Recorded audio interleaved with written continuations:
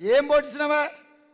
10 ఏళ్ళు ముఖ్యమంత్రి చేస్తే సచివాలయానికి రాకపోతివి, 10 ఏళ్ళు ముఖ్యమంత్రి చేస్తే నీ ఫామ్ హౌస్లకు తెలంగాణ ప్రజల్ని లోపలికి రానియకనే పోతివి, పోలీసులను పెట్టి మా మోకాళ్ళ మీద మా కాళ్ళ మీద కొట్టిపిస్తేవి, మా గద్దరన్న గల్వనికి వస్తే ఎర్రటెండ గేటు బయట 4 గంటలు కూర్చోబెడితే ఏ మోగం పెట్టుకొని ఇవాళ ఊర్లో తిరుగుతున్నాడు కేసీఆర్ అని నేను అడుగుతున్నా.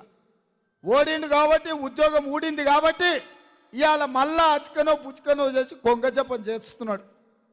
మీరు ఎక్కడైనా చూడండి, చెరువులలో ఒంటికాల మీద కళ్ళు మూసుకొని ఉంటుంది. ఎందుకంటే కొంగ జపం చేస్తుందని చేప పిల్లలు వస్తే కానీ లటక్కని మింగుదామని. ఇవాళ గట్లనే తెలంగాణ ప్రజల్ని మళ్ళోసారి మోసం చేయడానికి కొంగ బయలుదేరింది బస్సు వేసుకొని. ఈ కొంగ పట్ల కూడా అప్రమత్తంగా ఉండి ఈ కొంగ కోటేసిరంటే అది పరోక్షంగా బీజేపీకి వేసినట్టే. అందుకే మిత్రులారా, మీకు అందరికీ నేను చెప్పేది ఒకటే, మా ఆర్టీసీ సోదరులు ప్రాంతంలో ఎక్కువ ఉంటారు. ఆనాడు ఆర్టీసీ దివాలా తీసింది. మీరు సమ్మె చేస్తే మీ కార్మికులను పొట్టన పెట్టుకున్నాడు కేసీఆర్.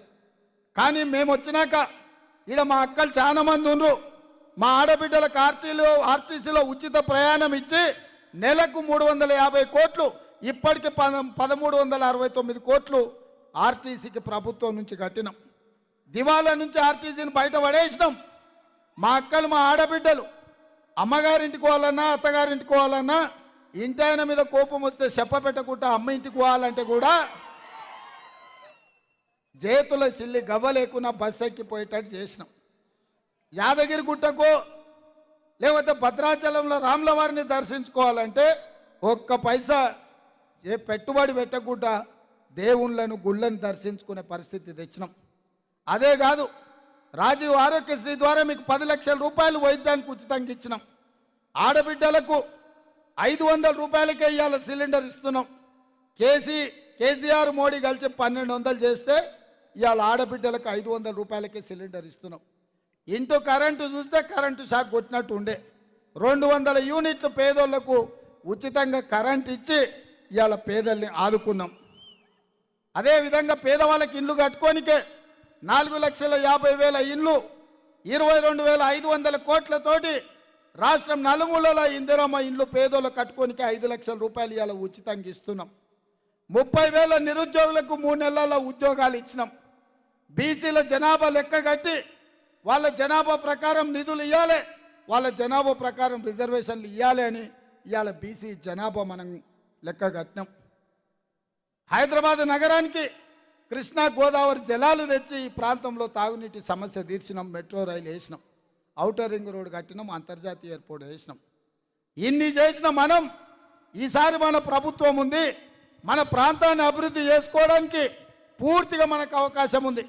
అందుకే ఈ ఎన్నికల్లో ఈ పార్లమెంట్లో ఎల్బీ నగర్కి అవసరమైన అభివృద్ధి, హయత్ నగర్ వరకు మెట్రో, మూసి ప్రక్షాళన, వికారాబాద్ నుంచి నేరేడు జిల్లా నల్గొండ జిల్లా వరకు మూసిని మొత్తం ప్రక్షాళన చేసి మంచి నీళ్లు బారే విధంగా ప్రాజెక్టును పూర్తి చేసి మీ 118 జీవో పరిష్కారం చేసి మిమ్మల్ని ఆదుకునే బాధ్యత నాది.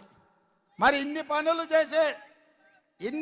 చేసే నేను మిమ్మల్ని ఏం అడుగుతలేను, మనులు అడుగుతలేను, మాణిక్యాలు అడుగుతలేను, మీ ఇంట్లోన ఏమన్నా చిన్న చిన్న వజ్ర ముక్కలు ఉంటే అవి కూడా అడుగుతలేను. లేకపోతే హయత్ నగర్ ఈ ఎల్బీ నగర్లో భూముల ధరలు మస్తు పెరిగినాయి, మా రంగన్న దగ్గర బొచ్చాడు ఉన్నాయి, గజం భూమి కూడా అడుగుతలేను. నేను ఏమడుగుతున్నా మిమ్మల్ని, ఏమడుగుతున్నా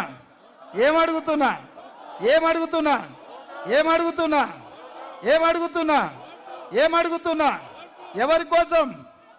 అక్క కోసం. ఎవరి కోసం గట్టిగా చెప్పాలనా, ఇంపియాలి కదా. ఇవాళ మీ అందరినీ అక్కకు అండగా నిలబడండి, మీ తరఫున కొట్లాడుతుంది, మీ తరఫున పనిచేస్తుంది. మన ఎల్బీ నగర్ని అభివృద్ధి చేసే బాధ్యత నాది. అందుకే మిత్రులారా, అక్కకు ఓట్లేసిన వాళ్ళందరూ చేయి పైకెత్తుర్రి, మొత్తం మా అక్కలు కూడా ఎత్తాలి. జై కాంగ్రెస్, జై కాంగ్రెస్, హస్తం గుర్తుకే. ముఖ్యంగా మహబూబ్నగర్ నల్గొండ జిల్లా సోదరులకు నేను రాష్ట్రమంతా తిరిగే పని ఉంది కాబట్టి నేను ఎక్కువసార్లు రాకపోవచ్చు. మా మిత్రులకు మా బంధువులకు ఒక్కటే, సునీతమ్మకు ఓటేస్తే నాకు వేసినట్టే. సునీతమ్మ గెలుపులోనే నాకు గెలుపు ఉంది. ఈ ఎల్బీ నగర్ 30,000 ఓట్ల మెజారిటీ ఇవ్వాల్సిందిగా కోరుకుంటూ మీ తరఫున మధు అన్న, మహేందర్ అన్న, మాల్రెడ్డి రంగన్న అందరు అందుబాటులో ఉంటారు. మిత్రుడు రామ్మోహన్ కూడా మీకు అందుబాటులో ఉంటాడు. మీ అన్ని సమస్యలు పరిష్కరిస్తాడని తెలియజేస్తూ మీ దగ్గర సెలవు తీసుకుంటున్న మిత్రుల